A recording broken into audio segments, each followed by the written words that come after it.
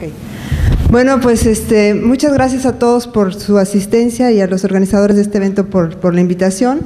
Déjenme decirles que ahorita que estaba sentada no pude menos que pensar y compartir con ustedes que hace 17 años en este mismo salón, en el Congreso de Gastroenterología de ese entonces, me invitaron a dar una ponencia sobre Helicobacter pylori, me acuerdo, porque apenas estábamos documentando la prevalencia, estábamos apenas empezando en México con datos poblacionales, y lo recuerdo mucho porque estaba embarazada de mi hijo que tiene ahora 16 años, tenía 3 meses y no me sentía muy bien. Entonces estaba ahí sentada y dije, ¿cómo pasan los años? Y vuelvo a Mérida, que es una ciudad que me encanta por muchas razones. Bueno, les comparto ahora la plática sobre impacto. ¿Dónde me decía, doctor? Que ya, a ver. Bueno, la cuestión es que, sí, les decía que junto con el cáncer de pulmón y los mamario y cervicuterino, pues ya vieron que este tumor es muy importante y el ambiente tiene un impacto en su desarrollo. Obviamente, validar, evidenciar cómo el ambiente en general, y ahorita vamos a ver esa definición amplia de ambiente, tiene un impacto directo sobre el desarrollo. No es fácil, esto se hace a través de estudios poblacionales. En el caso de cáncer de estómago, los que han aportado evidencia mundial a este respecto ha sido Japón principalmente, por la alta incidencia que han tenido. Entonces desarrollaron muchísimos estudios de los cuales hemos aprendido y las primeras evidencias las pueden ver en esta gráfica, como en Japón por muchos años la tasa de incidencia de este tumor fue altísima y lo que se observó, estos son estudios clásicos epidemiológicos, es que los japoneses que migran a Estados Unidos, a Hawái, la primera generación, tiene una reducción de riesgo impresionante de cáncer de estómago y la siguiente generación incluso disminuye más. La reflexión aquí es que si bien los genes permanecen a través de la parte genética, está prácticamente intocada a través de las generaciones, lo que cambia es el ambiente, y el ambiente en el sentido amplio, no solo lo que comemos, lo que respiramos, las actividades que desarrollamos al adquirir una nueva cultura.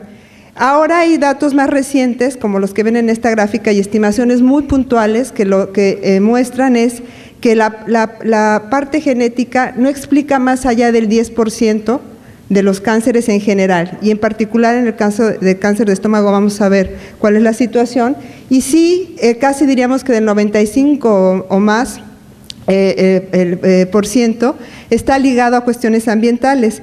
Pero ¿qué es el ambiente? Cuando decimos medio ambiente estamos hablando de algo muy ambiguo, que puede ser todo y puede ser algo muy específico.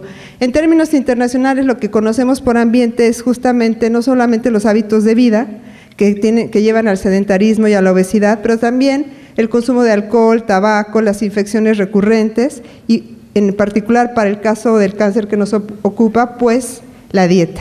Y en este sentido se ha estimado que la dieta tiene al menos una participación del 35% en los cánceres global, y en particular en cáncer gástrico de ese 35% tendríamos otro 35% explicado por cáncer de estómago. Entonces, dentro de esta definición amplia de ambiente, pues tenemos que la dieta para el caso de este tumor es algo importantísimo.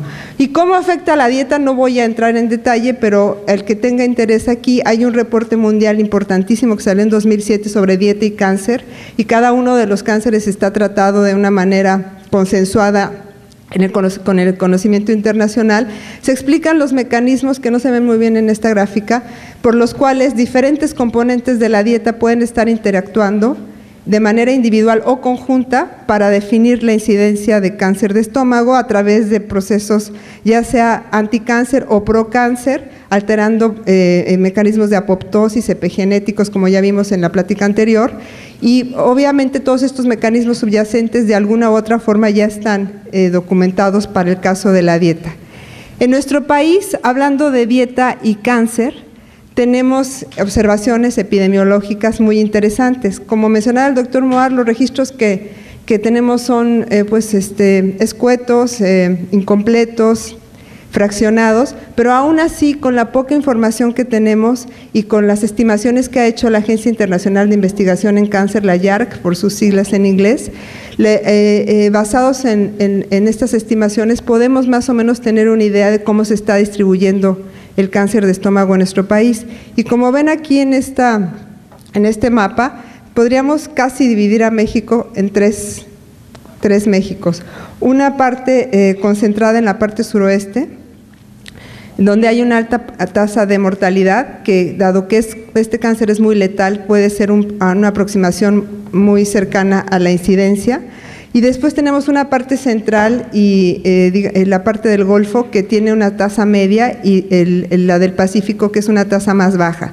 Esto la reflexión que tendría que ver con la cuestión ambiental es cuáles son las variaciones, independientemente de las genéticas, que están determinando esta incidencia y mortalidad en el país. Lo primero que salta, pues, es pensar no solo en los hábitos de actividad física, sino en la dieta. Nuestro país tiene dieta contrastante en cada uno de los estados, pero también en las regiones. Entonces, hemos documentado por varios estudios previos realizados en los últimos años cuáles son las características de la dieta en la zona centro de México, en el norte y en el sur, en relación a la incidencia de cáncer de estómago. Entonces, tenemos ya varios artículos publicados en estos años que muestran a través de estudios poblacionales de casos y controles, por cierto, algunos hechos obviamente aquí en Yucatán, otros en la parte de Puebla y otros en la parte norte, y les resumo en estas gráficas los resultados más importantes. En México, el consumo de carne roja, carnes procesadas, pescado y sal medido a través de botanas saladas, como lo ven con estas líneas rojas que se incrementan, incrementa el riesgo de cáncer gástrico. ¿Por qué? Las carnes rojas y carnes procesadas están descritas en la literatura mundial como factores de riesgo de este tumor. En particular, las carnes procesadas, me refiero por carnes procesadas, jamones, embutidos, chorizos, requieren en su proceso para mantenerse en buenas condiciones de consumo la adición de nitritos.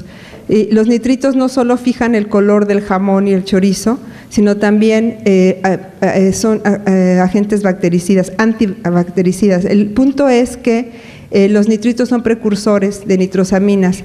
Al ingerir estas sustancias, lo que estamos haciendo es que con una fuente, además de proteínas, se pueden formar estos precursores. Las nitrosaminas son carcinogénicas comprobadas.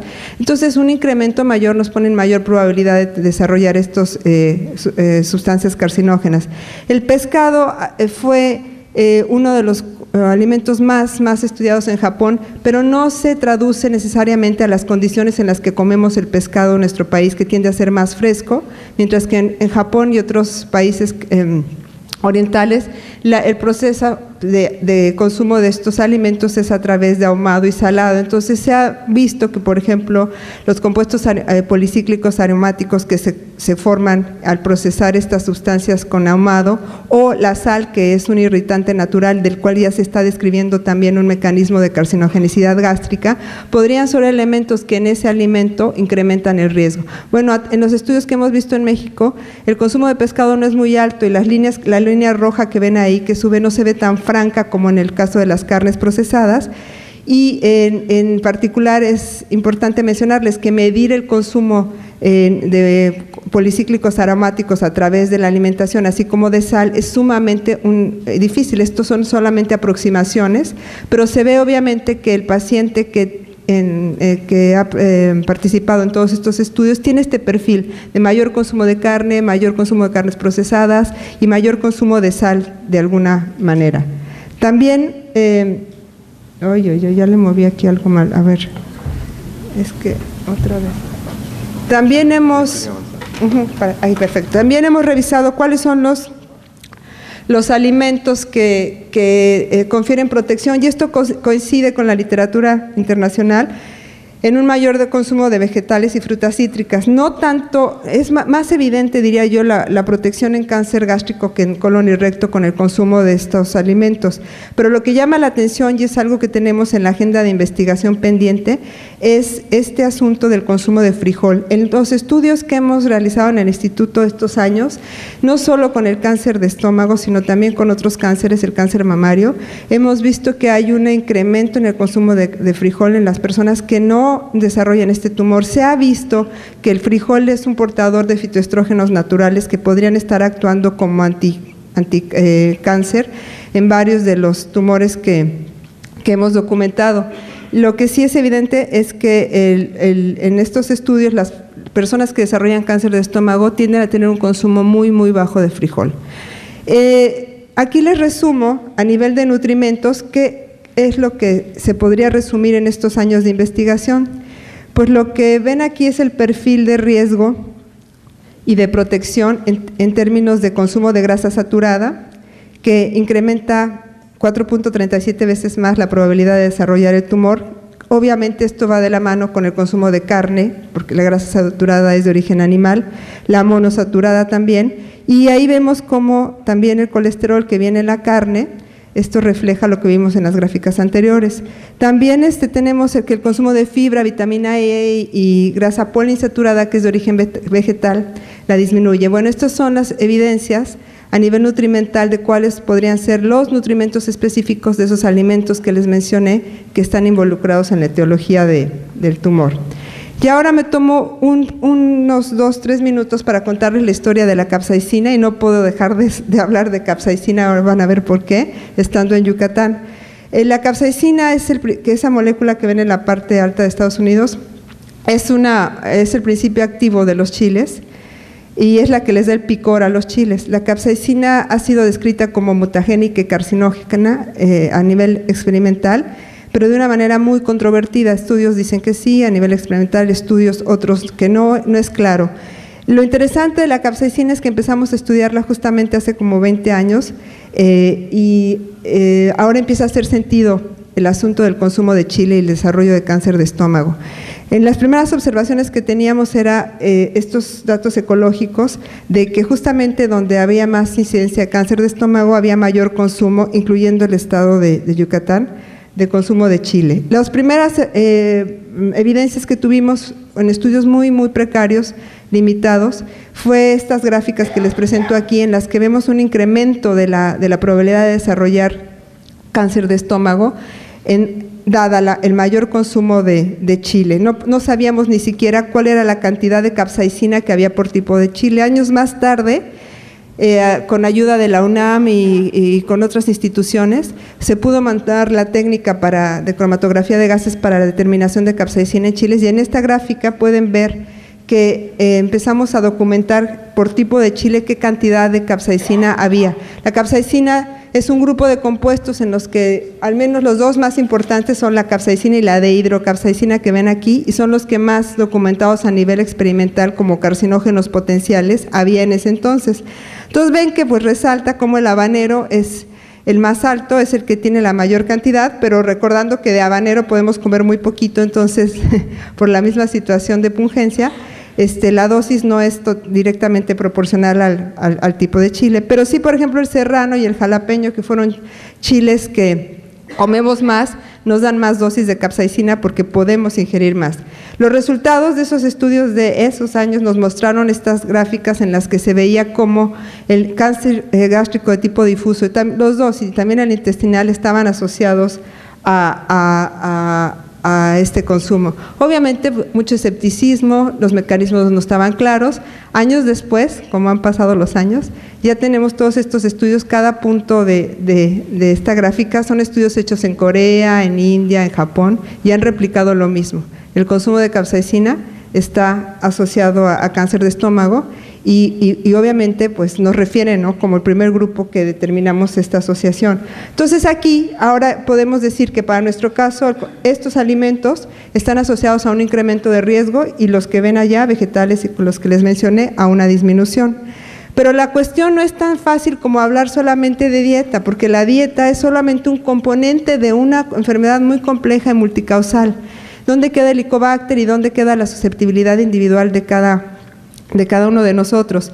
Los estudios más recientes que se cuentan a nivel nacional, esta gráfica se ve bastante mal, pero les cuento, es una combinación de la virulencia de la presencia de la infección del Helicobacter pylori con la presencia de ciertos alelos en este caso interleucina, me parece que fue la 1B, sí, es proinflamatoria, y ver que el sujeto qué características adversas de ese genotipo en particular y además el consumo de chile. Entonces, en estos estudios lo que estamos ya haciendo más recientemente es no solo evaluar la dieta, sino alguna característica de algún gen particular y además la virulencia. Y como ven aquí, las tres primeras columnas, no voy a entrar así como que en mucho detalle, las tres primeras columnas lo que muestran es que a un bajo consumo de capsaicina, un equivalente de menos de 3 jalapeños al día, por decirlo de esta manera fácil, son 30 miligramos de capsaicina, a un bajo consumo de capsaicina,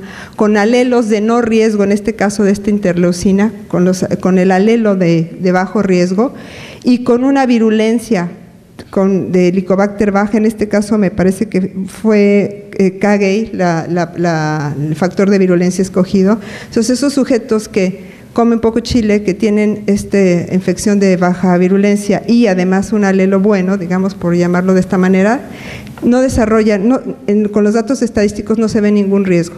Una vez que se combinan estas tres características del lado adverso, es decir, presencia de Kagei positiva en el Helicobacter pylori, alto consumo, muy alto consumo, le estoy hablando de 30 a 250 miligramos de capsaicina, que viene siendo el equivalente a 25 jalapeños al día, que el 5% de la población a nivel nacional lo consume.